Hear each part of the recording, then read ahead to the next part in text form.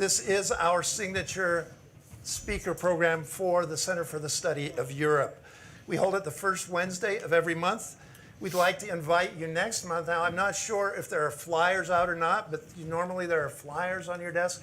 But next month, the Café CSE is going to be John Rosenberg, who is the Dean of the College of Humanities here, discussing with Buddy Richards from the Department of Educational Leadership the idea of a European university. So the first Wednesday of December, 4 p.m., we'd hope you would get a chance to see that. Now, for your information, this discussion is being recorded by BYU Radio. It will be broadcast Friday at 9 a.m. if you want to rehear it or tell all your friends about it. You find it streaming live at byuradio.org or on SiriusXM channel 143. The way we proceed here is that we're going to have our speakers who will talk to you for 35 minutes or so. Then we'll give you an opportunity to ask questions for the remainder of the hour. Microphone is set up over there to my left. We will ask you to use the mic again because this is being recorded.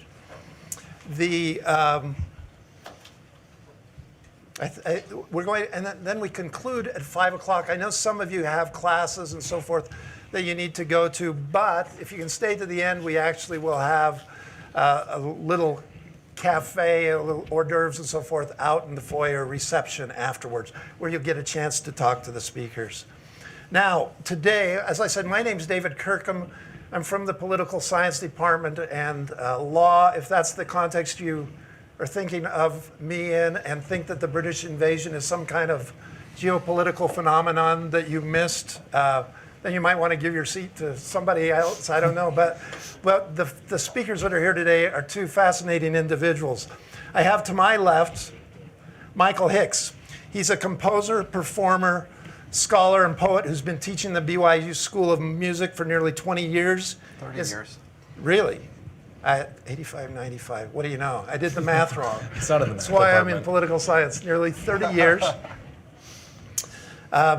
His compositions have been performed, recorded by artists around the U.S. and may be heard on 5 CDs on the Tantra label. He's a 3-time winner of the ASCAP Deems Taylor Award, which is amazing. If I could get one of those, I don't know if they give those to political scientists.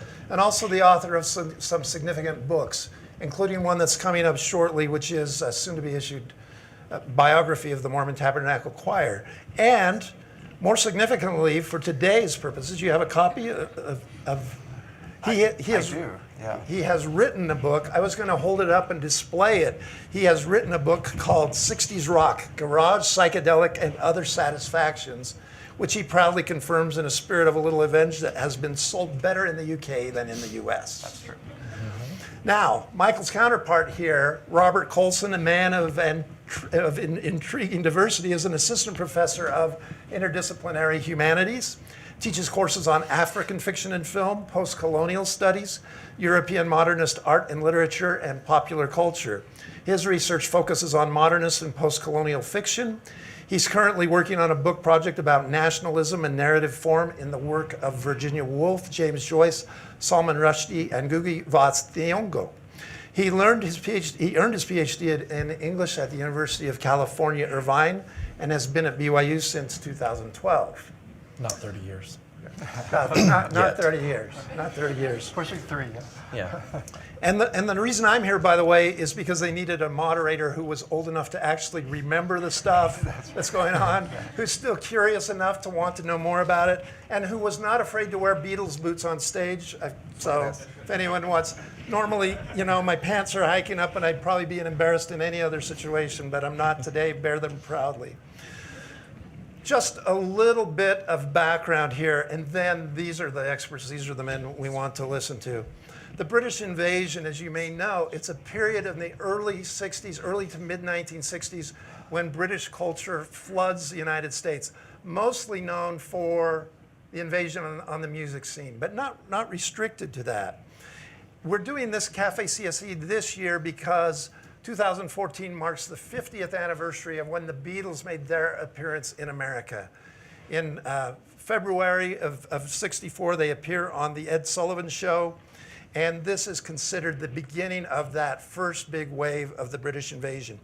But it went beyond the Beatles, and this is where maybe an older man's memory comes in handy a little bit, because to me, it includes also Rolling Stones, Peter and Gordon, The Animals, Manfred Mann, Petula Clark, Freddie and the Dreamers, the Mindbenders, Herman's Hermits, the Hollies, the Dave Clark Five, the Trogs, Donovan, Lulu, the Searchers, Chad and Jeremy, Jerry and the Pacemakers, Them, whose lead singer was Van Morrison, Tom Jones, the Kinks, the Zombies, the Who, the Yardbirds, and others.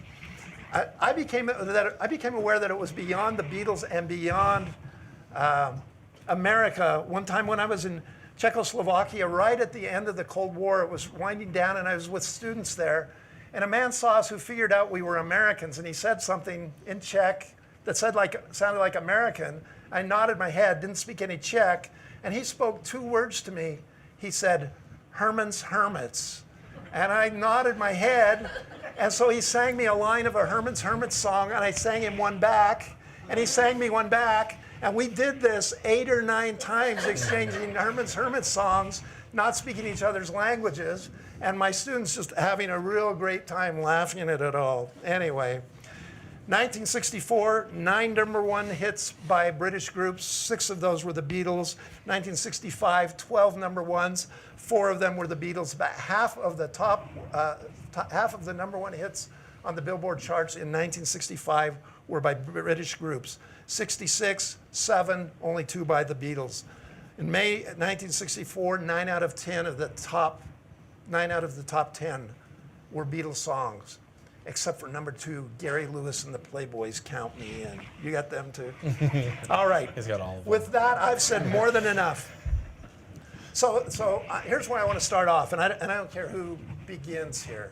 But the last time I was up here, I was with Peter Lehman, and we were talking about human rights and abuses and all these heavy things. And so I'm saying to you, why are we talking about this? Is this just an hour of entertainment? Is this just some kind of a fun, nostalgic fad? Or is there something serious that we should be engaging with in all of this over the next few minutes? I think there's always something serious in everything. I never have any question about finding the seriousness. But I think that there's so many levels at which I would be happy to speak.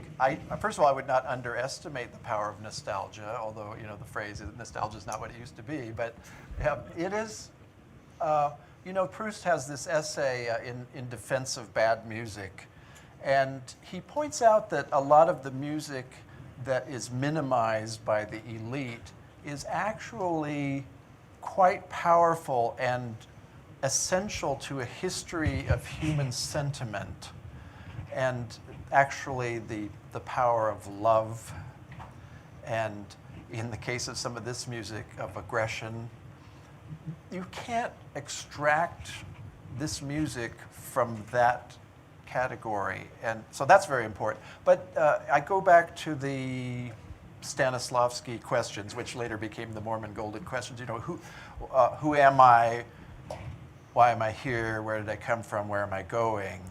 That's what a character should ask himself. And through the Man's Search for Happiness, those entered into the Mormon mainstream, and they go back very far. But I think any time we're looking at ourselves educationally, those are the questions we're asking. And this invasion, so-called, and I know you'll talk about whether that's a fair term, tells us a lot about who we are and where we came from, both individually, but also culturally, no question.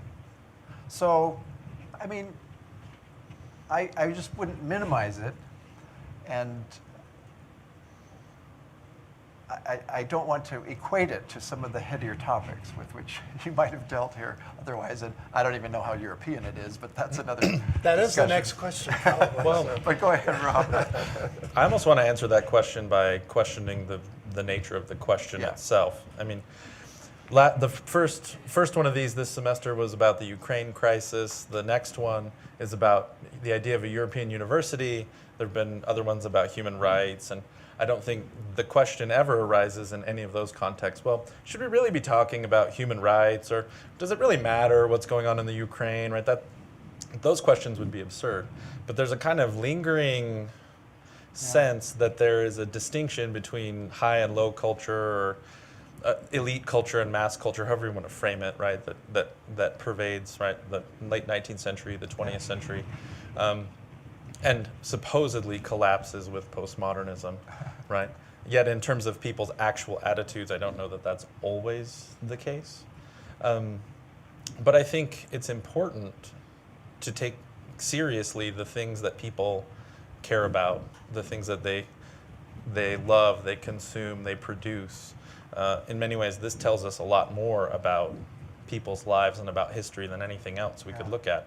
And so I also think it's important to think critically about those things. I think we have a sort of notion that popular culture is just what we consume, and we watch a sitcom or we watch a superhero movie, and we just sort of receive it and enjoy it, and we don't process it. It doesn't have anything else to say about us or the world, when in fact I think we need to be a little more thoughtful about those things. Yeah, I think that, embedded in this question is maybe a twofold puritanical stratum of BYU. One of which is that there's probably something sinister about anything that's fun, okay?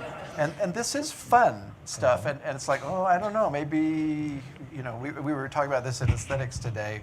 Augustine writes about the peril of pleasure, and how you have to always avoid that if possible. So that's one thing about it. And by the way, it's not just BYU, but I think academia in general, though that is changing with respect to this repertoire, that's for sure.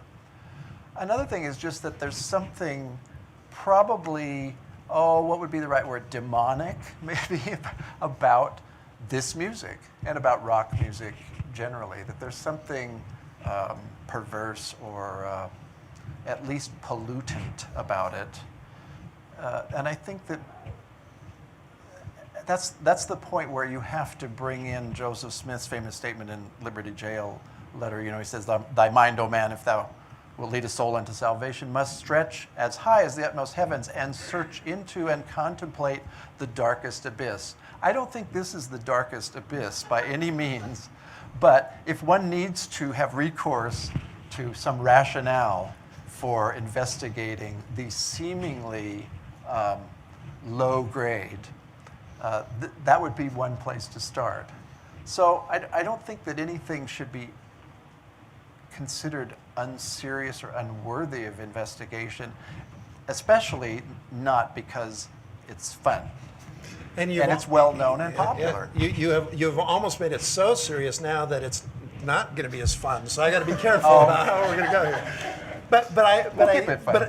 But I do want to try another angle of this then. Sure. I mean, a different thing. Is this? I mean, why Café CSE? First of all, is it European? I mean, there's that whole question: is how European is Britain? But I'm going to even go beyond that. How much of this music is really American music that's just being repackaged, recycled, resold to us after it was taken over to the British? Isn't this old, essentially, everything from blues, rhythm and blues, rockabilly, folk, it's taken from this side of the Atlantic over there, and is it really an invasion or at all? Well, I've been thinking about this question a lot. I think the invasion is just a marketing strategy in a lot of ways, right? Plays off of American history. It makes it seem like a whole wave, and maybe it feels like that too with the predominance of these bands in the charts. But I think I was digging around the European charts to see what Nick Mason asked me this question the other day. And it seems as if this music was as pervasive in Germany and France and Belgium and the Netherlands as it was in the United States too. So I think it's certainly European insofar as anything from the UK will consider itself European. But that's another debate altogether. But one thing I think that's particular about the UK that lends itself to like the formation of these bands is the art school tradition in the education system in Britain, which is very different. And if you look at the biographies of a lot of these bands, people like Eric Clapton, John Lennon, Ray Davies of the Kinks, right, and I could list a bunch more, when they finish their secondary education, go into art school, and they're studying painting and poetry and other things at the same time that they're listening to American R&B and early rock and roll and forming bands. And I think one of the impacts that the British invasion groups have, the Beatles and others, is thinking about themselves not just as entertainers, but actually as artists, right? And I think partly you could trace that back to that tradition in Britain of the art school. Yeah. Well, we talked about this European issue a little bit the other day, and my first response was, well, LSD was first discovered / synthesized in Switzerland, so if you want to go that direction, we could go there. That's the European connection for me. But as far as the marketing strategy, here's a great example. If you call it a British invasion, then you can have Paul Revere and the Raiders. You can have the American response to the British groups, and this becomes a new domain of rock music. And part of it, too, is that there is the repackaging, no question about that. But, and even the Beatles, of course, they take their name from the Crickets, Buddy Holly's group. But they also take I've been pointing to this over here, these little miniatures sitting on the podium here. They take this format, this portable, self-contained group format, and make that the norm. So the groups that in England and then in this country are imitating that. That is to say, it's a guitar-based group.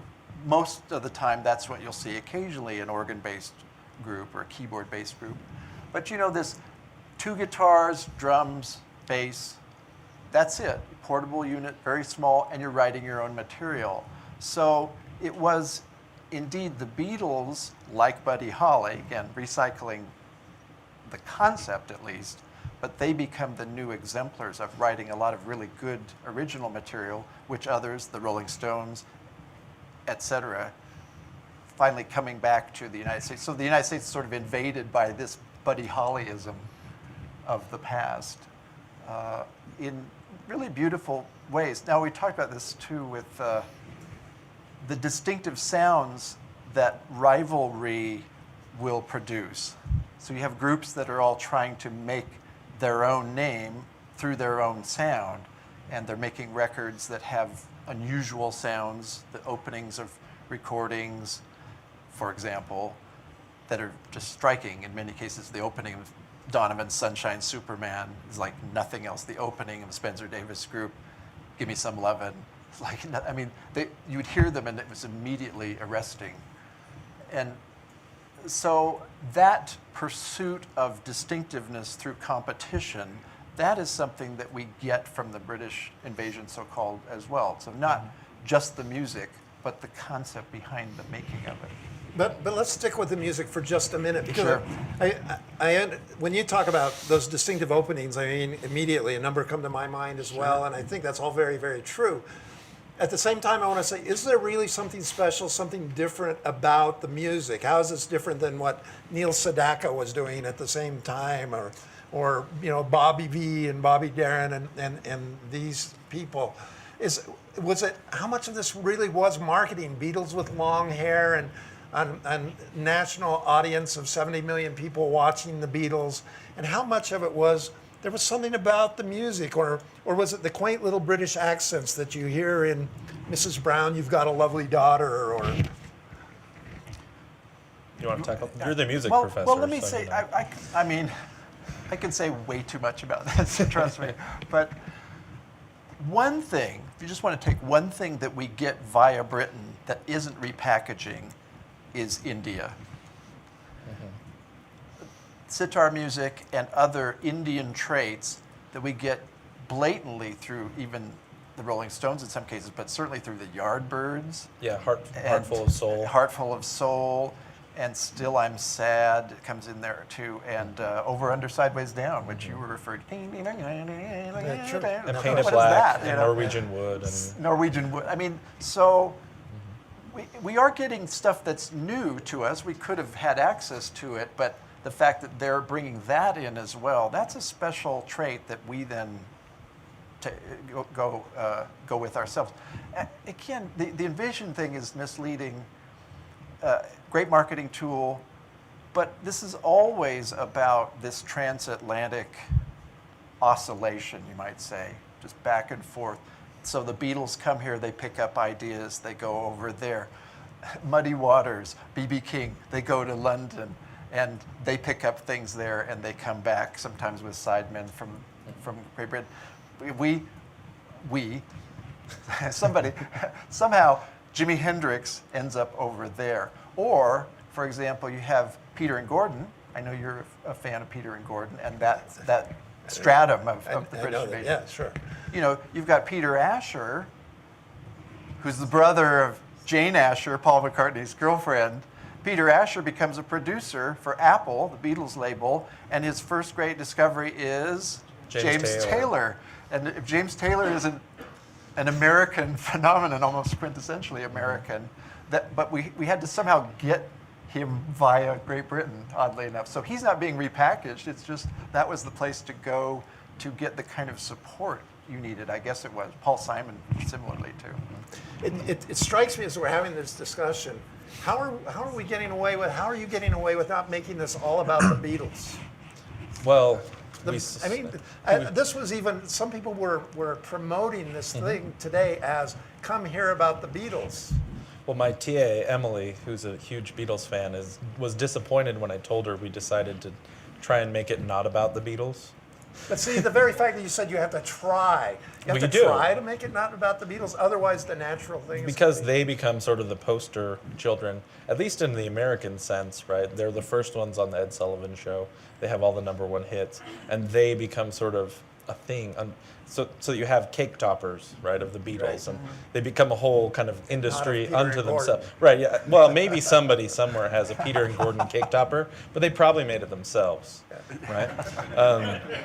Whereas the Beatles, right, become this phenomenon, and Michael was talking about how people would position themselves then against that. The Stones very clearly, even though they're friends with the Beatles, are positioning themselves as the bad boys, right, to the sort of suited, harmony singing Fab Four, right? So Mick Jagger wears a sweatshirt on their first appearance on the Ed Sullivan Show, and Ed Sullivan is furious and swears he'll never have them back, which he actually doesn't do because they're too popular for him not to have them on his show, right? But so, in some ways, they're sort of the central point around which all of this happens. Right. And they come to dominate the conversation in many ways. I was reading something this week about, they become the symbol of success, right? Monty Python, the Beatles of comedy, or something, right? That if you've been the Beatles of whatever you do, then that's as high as you can go. So you're giving reasons why it should be about the Beatles, not why it should be something But else. if you're talking about the solar system, you don't say, well, let's look at the sun. I mean, you want to talk about the system around it. And I mean, the Beatles. But are the Beatles the sun? The Beatles are kind of the sun of this revolution. Yeah. Okay. I think so. I think you can't avoid that. But it's not like we're trying to do this other. It's just that. In my case, it is a nostalgia thing. It's like I remember that period, and I remember lots of other groups, and the Beatles were. You couldn't have any of it without the Beatles. It's like you couldn't have life on Earth without the Beatles. But this isn't the sun we're living on. The scale on which we live is not the solar scale. You know what I'm saying? And there's just so much richness there. And part of it too was we wanted to do what I think archaeologists tend to do, and if you can be archaeologists at a cafe, I don't know, is to try to excavate things that may otherwise have been buried by, in some cases, the monuments erected to the Beatles. Okay, that's an excellent thought, I would think. I would also just say that by nature, academics are contrarian. So we tried to you not go. do the obvious Yeah. thing. Well, and honestly, to me, there's so much good music besides the Beatles, and everybody knows the Beatles, so what a chance to Yeah. introduce some others. Yeah. But let me ask you this. Was there anything particular about, I'm sure there is, leading question, anything particular about the times that lent themselves to this? Why was it happening mid-60s and not mid-50s, not 2 decades later? What was it that was? Well, I don't know if you're thinking about the American impact. I'm actually more interested in sort of the impact on Britain itself and the times for Britain. Both. Well, it's the post-war period, right? You have Britain's economy is still somewhat depressed as they come out of the war. And if you look at a lot of the members of these bands, they come from working class homes. They come from working class backgrounds in towns like, say, Liverpool, and the exurbs of London, right? It's also a period post-war in which the empire's collapsing on the British, and so the whole sense of what it means to be British is dramatically changing. And so I think in a way Britain latches onto this phenomenon as a way to kind of reassert itself, at least culturally. And it's not just the music. You can think about, this is also the same period, like the week that I think Love Me Do, hits the charts in 1963. Dr. No comes out too, so James Bond. And there's a way in which all sorts of British cultural products become cool, right? And I think that Britain then latches onto that with real excitement, like, hey, we matter. We still matter. Because they've been beaten up pretty bad, and actually are still beaten up during the 60s in terms of the way the empires collapsed. And it's interesting that your answer to that earlier question was what's British about it was actually Indian, right? Yeah, sure. That was actually one of the things I wanted to talk about, right? That there's a way in which that would only come out of Britain. The Beach Boys are not going to think about sitar music in 1963. Right. Brian Wilson might in say 64, 65, but not in 1963, right? Yeah. You know, this is maybe stating the obvious, but the assassination of John F. Kennedy in November of 1963 was the 9/11 for our generation. That is to say, there's before that and there's after that. It is absolutely a dividing line, and the Beatles are part of the something that has to flood in after that. We were looking for something because everything that seemed to be normative was suddenly ruptured by that one event, at least for people as young as myself at that time. I was 8 years old, and 7 when he was assassinated. And I'm sure it was that way for those who were older, too. So you had a lot of other things for which there's a continuity, surf culture, for example, and folk music we talked about, which is a big part of the music that leads into the best of the Beatles. But culturally, there was just a hollowness that was scooped out of the American soul at that moment. And all of us in here have experienced that through 9/11, whatever your age in here, the sense that there's before that and there's after that. And even though it's only one event, there's something about it that is a threshold to a new thing.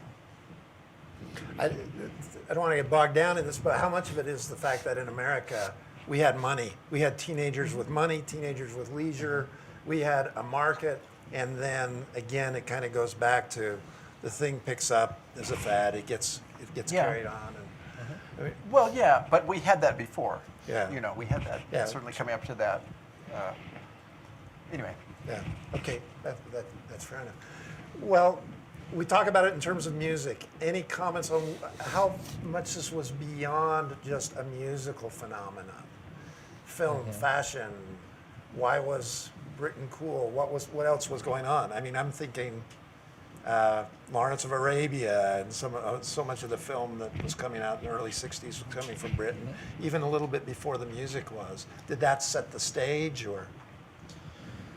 It's hard to argue causation, but I think we can certainly argue correlation, right? That these things are happening in and around each other.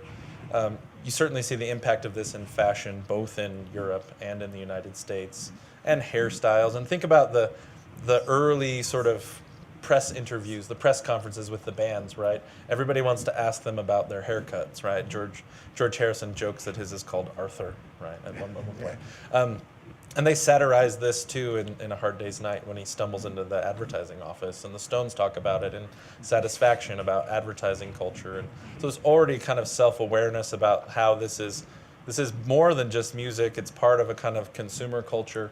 And you mentioned Lawrence of Arabia, and one of I think the interesting things that happen as a result of this for the UK, you have a kind of sort of breakdown of class structures. You have a kind of British New Wave that's really interested in working class life.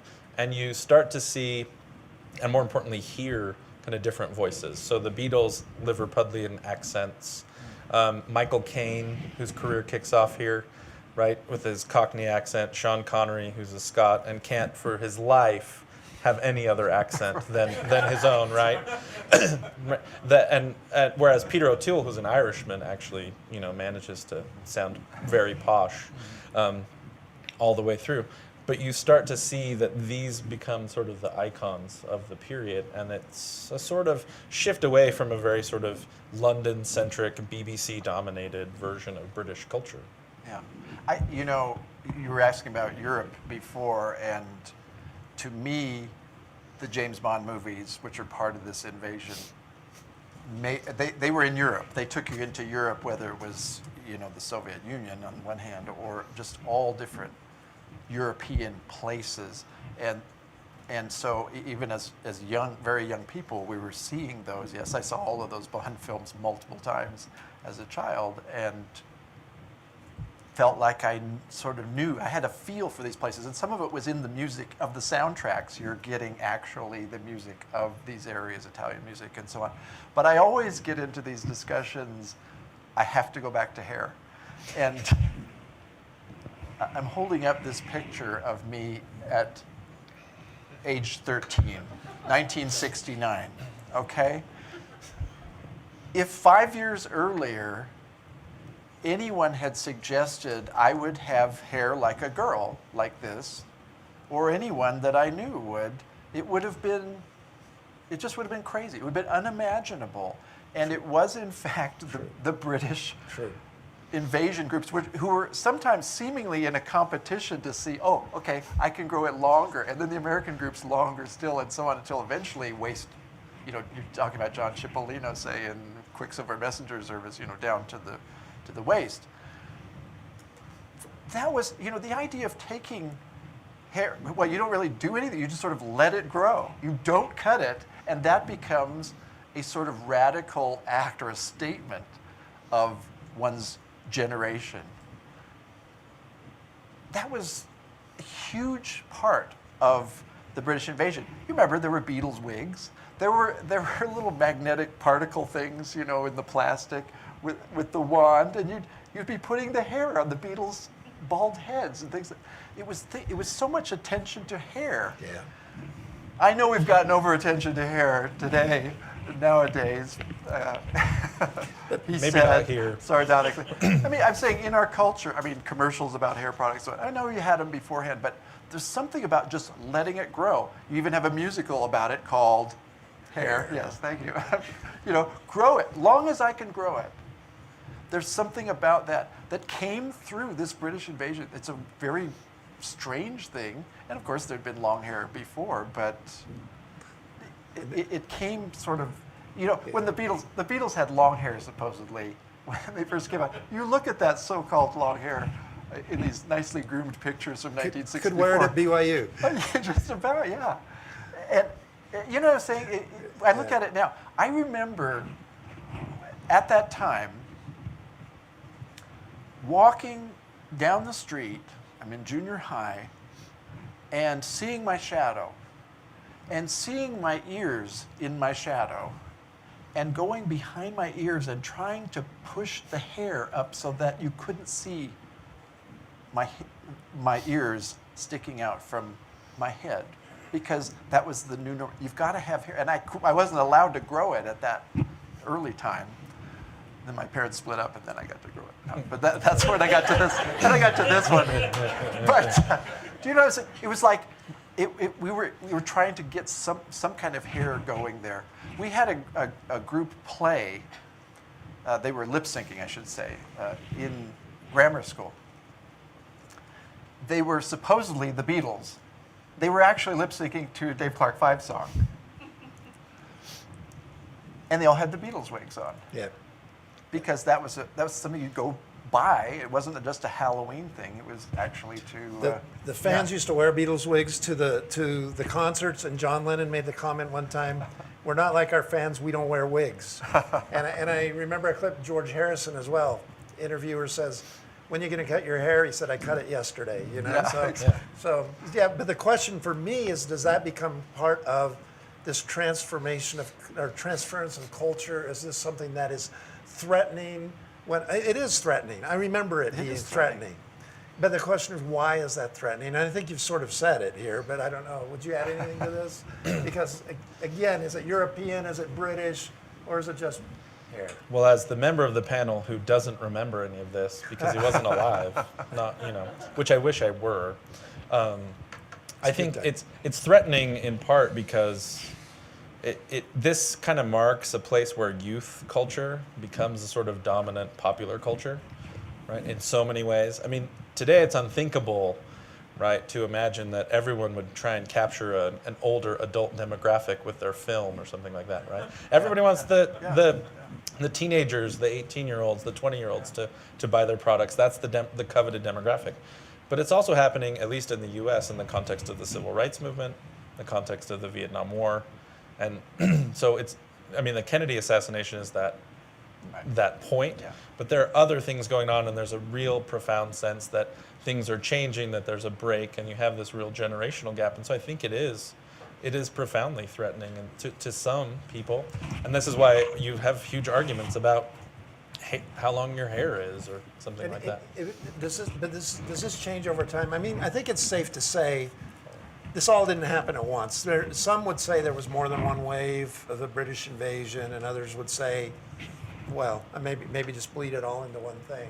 And maybe that's a point we should have established early on, is can you see this thing as somehow transforming over time? The music out of Britain in the 70s is not, we're not experiencing it the way that we experienced it in the early 60s. Well, as I say, there's always this oscillation across the Atlantic. I wanted to go back to one thing. I brought these albums in. This is a lot of it too. The pursuit of a sort of brutal image, an animalistic image. I mean, that's a part of the defiance. That's through the growing out of the hair. And so I'm holding up the animals, and even the name, the Animals. Number one group. Animalism. And then this one I like even better. Animalization. Animalization. This is the nature of the youth revolt, is to say we're somehow going to go back to nature, and in some ways a sort of primitive version of nature. Maybe not when it comes to the marketing aspects of it, the demographics, but at least the image of that, and that's the growing the hair out is part of that whole thing. Now back to your question about the waves. If you read rock history books, you'll read references to the second wave British rock and so on. I don't know. What do you think about that, Robert? Well, it seems more of a continuity to me. You could parse it in any way you wanted to. I mean, you could break it down and say it was only 1964 was the first wave, and that's sort of the way music snobs like to have arguments with each other about it.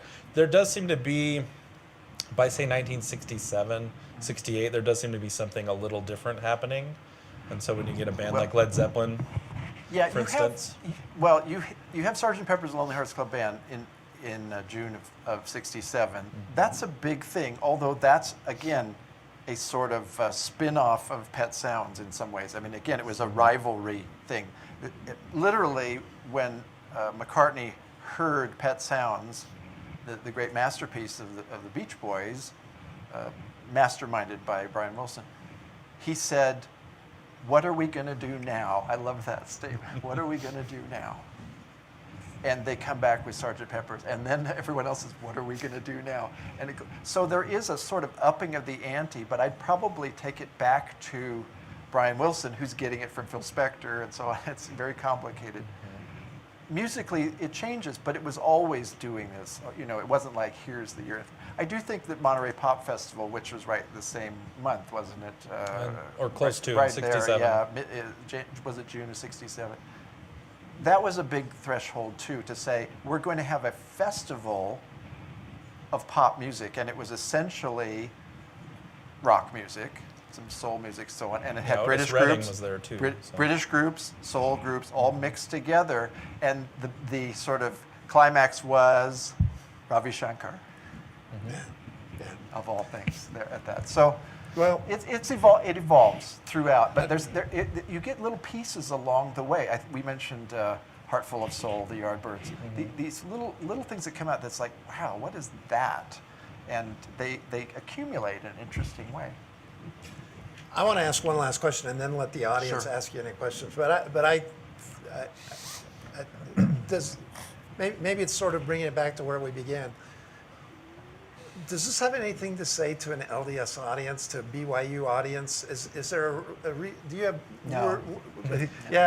words of wisdom that if there are people out there that are interested in delving into this, is it the kind of thing where we should embrace it with unadulterated enthusiasm? Don't say adulterated. Unadulterated.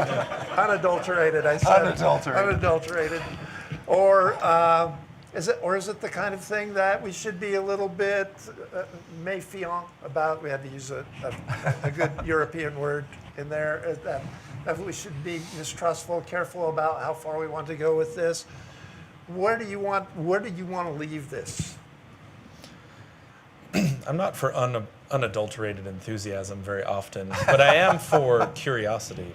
So, and this is why I know anything about this at all, is because I asked my parents lots of questions growing up. I listened to their records, and this set me on not only listening to this music, but all kinds of other music that I love, whether it's punk or jazz or whatever. It started by listening to this music. And so I think we should encourage more sort of curiosity and exploration. Other people are asking their parents where babies come from. You're saying, where does punk rock come from? Okay. No, I just wanted to know how to work the record player and if I could use it when I was 6 or 7. Michael? Well, I've kind of answered this a little bit earlier. I think somehow in my mind, I'm thinking of, well, that's a good place to think. First of all, yes, in my mind, I'm thinking of Lost in America, the Albert Brooks movie, and he's been reduced to being a crossing guard out in, I think, in Nevada somewhere, and this guy drives up in this Mercedes and stops at the crosswalk, and Brooks leans in and he says, so great car here, do you like it? And the guy says, what's not to like?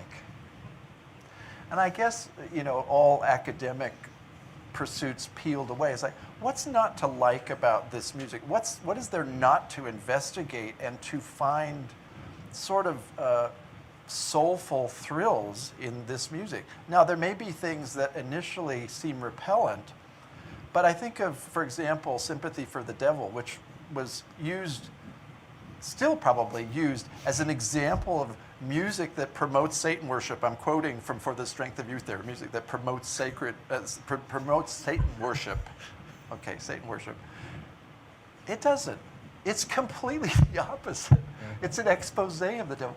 But many times in rock music, you're playing a role. And the Rolling Stones and the Beatles, they're all really good at playing roles. They're creating characters in this music. And so just as in drama, you have to investigate, okay, what is this telling me? What is it? And maybe it actually represents their own persona. Maybe it doesn't. But what you learn from is all of the complexity of that.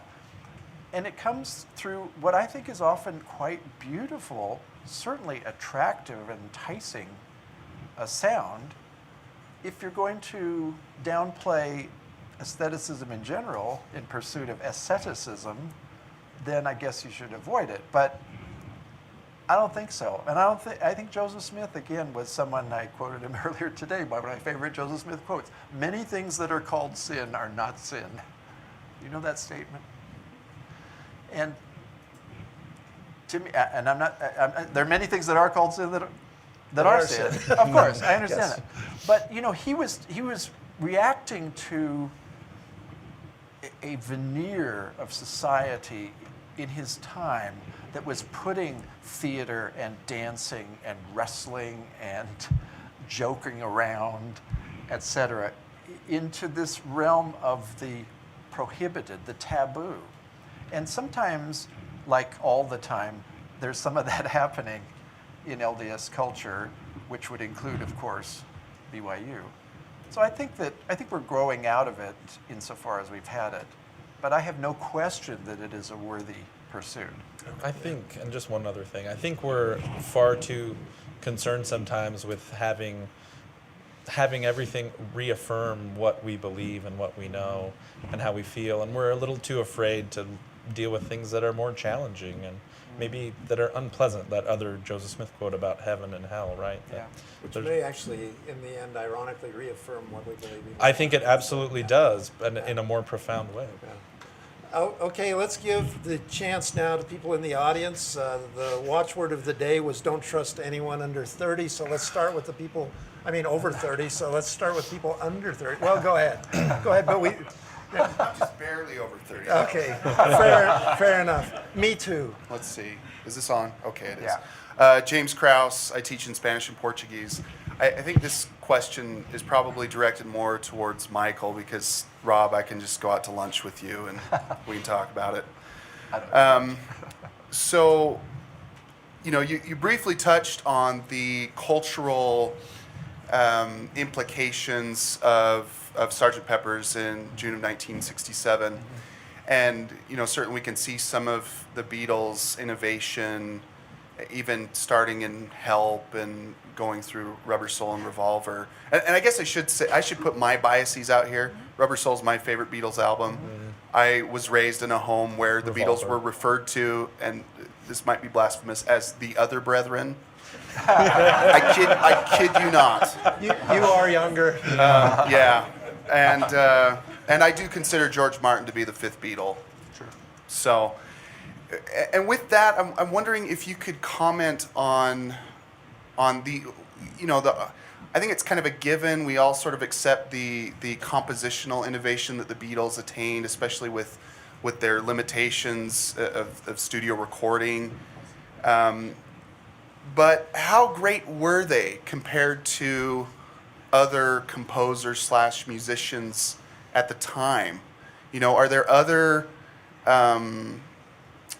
like the Animals, the Kinks, they were doing other things, but was it because the Beatles became so popular that they had unrestricted access to the studio, that they had unrestricted access to somebody like George Martin?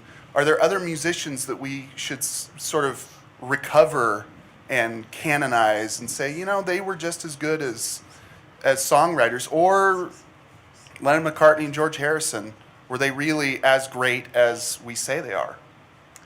Well, a lot of questions in that, of course, and I don't know that I can really address them one by one or even as a combined unit. Just some reflections as you're talking. First of all, when you have money, you have access to things. That's something we all understand. And the Beatles, because of their popularity and the money that came with it, had not only access to studio equipment. They could go into the classical studios at EMI, and they're working with George Martin, who's saying, "Oh, let's bring these people in." Going back to the Rubber Soul era, Eleanor Rigby and so on, bring a string quartet and so on. Martin is bringing some of these things into the recordings, but they also are having access to society.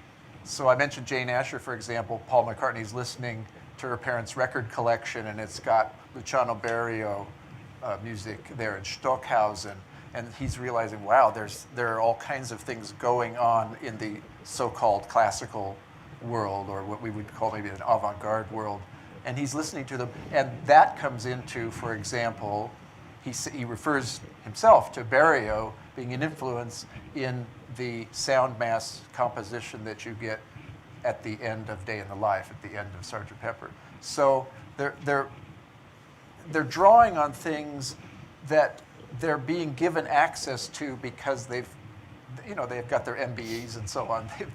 They've been exalted in British culture, and that's enabling them to take their curiosity beyond what many other groups around them might have had but didn't have the access to fulfill. That is to say, well, you understand what I'm saying there. They could go further because of the permission, in effect, they'd been given. Before that, they were always eclectic. They were always pulling things in from other sources. But it was girl group stuff. It was Brill Building pop. It was Motown. It was Chuck Berry. It was all these things, and they did it brilliantly. And of course, old-time Victorian songs and so on, some of which they imitate overtly, Paul McCartney especially. But now they could actually reach into a broader culture that we associate with classical music, i.e. a certain kind of elite music. That's one thing that put them in a different category. So I don't know that it's their instinct or native brilliance, of which there's a great deal, but it's the fact that they were able to fulfill a lot of the yearnings that I think many actually had. Good. Let's go to another question. My name's Sam Dearden. I'm studying history here at BYU. My question was more along the lines of cultural change in Britain. So there's that quote that accurately kind of sums up Anglo-American relationships in World War II, that the Yanks are, overpaid, oversexed, and over here. So how did that attitude change from that to kind of a tacit recognition of American cultural power, and not just through the young people, because obviously there was a large element of youth culture involved, but how did that change from the British invasion and then after that to kind of a broader cultural understanding of America? So you mean transfer the other way, how the British were exactly. reacting to American culture Right. and so on and so forth. And I may make the one point, I don't know how relevant it is, but when I lived in Britain for 3 years, and I used to put on the oldies music on Saturday mornings, and I noticed they were playing different stuff. It was kind of the same artist, but different songs and so forth. So it wasn't completely the same on both sides of the Atlantic. But anyway, do you want to try and take this one? Sure. One thing that comes to mind for me is thinking particularly about the artists of the British invasion. So you have the Rolling Stones and the Kinks and these people who are kind of idolizing American blues musicians like Muddy Waters and Howlin' Wolf and like Chess Records and stuff like that. So when they come to the U.S., they come bringing a set of expectations from Hollywood movies, right? And when they arrive in the U.S. and they tour, a lot of these bands also took people like the Stones took B.B. King out on tour as an opening act, and Herman's Hermits took a R&B group out on one of their first U.S. tours too. They encountered the civil rights movement, segregation, and they found that these heroes of theirs, right, Howlin' Wolf and Muddy Waters, were pretty much unknown in the U.S., whereas they thought they would be as big a deal as, say, Ray Charles or Elvis Presley. They were, in fact, unknown. And so I think it complicated for them a lot the image of America that they had, which came to them from Westerns. I was actually watching a little BBC documentary today about this. And so many of the bands, as they're touring in the West, in the Western United States, were amazed to see people wearing cowboy hats and cowboy boots, and that you could buy a Colt 45 at the store. And on their day off, their manager said, "What do you want to do?" And they wanted to ride horses like John Wayne, right? That there was something also exciting to them about the American frontier and experience, which they'd only ever seen in movies. And now they realized it was kind of a reality. Good. Yeah. Another question, please. Sorry, you're going to have to get two questions from folks from Spanish and Portuguese. My name's Brian Price. I just got here this semester. And I'm kind of working on rock and roll from the Latin American side of things, specifically Mexico, and the way that Mexico takes British and American rock and roll in the 1950s and 1960s and kind of incorporates it through a series of projects, literary, filmic, and musical. And I appreciated Michael's comment about these transatlantic flows and then bringing in India. And one of the things that I guess I have to do as a Latin Americanist is question the European focus of this. And maybe as a provocation, try and ask you to think about the way that Latin America also kind of feeds into the invasion. Buddy Holly was married to a Mexican-American woman. His songs have kind of Latin rhythms. Leadbelly spent time along the border. A scholar from UTEP has suggested that he kind of picks up the 12-string guitar from the bajo sexto from Mexico. Robert Johnson writes a song called Hot Tamales and the Red Hot while he's recording down in San Antonio and Dallas. So I guess maybe I'd like to know, what was the impression of Latin Americanness or Latin American rhythms in Britain at this time? Was it filtering through? Is it on the radar, or was it only the kind of black rhythm and blues and blues of Robert Johnson, Muddy Waters, the names we've already thrown out, that are kind of on the radar for British audiences? I don't know if you have a good answer for that question. I have a couple of thoughts, and I would also even expand it to think about popular music in Britain in the 60s too is not just the rock and roll, isn't just the American R&B and Motown. It's also ska music, right? And then rocksteady music from the Jamaican immigrants. So there's at least a Caribbean influence there. Right. Yeah. But I would suspect that a lot of the sort of Latin influences in the early British invasion are filtered through American popular culture. So it would be, right, things like Bésame Mucho and Queso, which the Beatles cover, Beatles right? recorded. But you do get George Harrison's Elvis, but yeah, Viva Las Vegas and whatever. You do get Spanish guitar, and I love her. And you do get some of these subtle things. But I don't know if Michael has a better idea about this. First of all, I feel contractually constrained not to talk about anything but Europe and the UK today. But Fair enough. But I will say, and this is, We're academics, so we're sure. and this is, I mean, this is European, this is Spain, into Latin America. The influence of flamenco guitar via recordings of Sabicas, for example, and so on. This is really potent in the realm of so-called lead guitar playing. I mean, there's a long history in the United States of lead guitar in jazz and so on, and the whole blues tradition as well. But the players like Jimmy Page in the so-called second wave and so on, Jimmy Page and those that are looking for new ways of thinking about guitar, these sort of, or Alvin Lee in 10 years after, just these sort of rapid, that sort of thing that you hear in a lot of flamenco guitar solos, that's something that they were very conscious of and pursuing. And that music via recordings was promoted quite a bit in this country. I don't know about in the UK, but it was selling a lot, and it was sort of a fashionable party kind of thing to have in the background. Fascinating, different angle. Next month, got to have a Café Latin America and the Latin American invasion, right? Yeah. Well, thank you very much, all of you who came today. I'm going to take this opportunity to tell you there are a lot of great resources out there if you're interested in pursuing this. I'll also shamelessly promote that there's some great London study abroad programs going next year, including one that Paul Westover and I are going to lead in both one in June and one in September. And we will go to Liverpool, so there will be some aspect to it then. But I'd like you to thank our guests today, with Michael Hicks and Robert Colson, and thank you very much for your insights you brought to us on this subject. Thanks, David.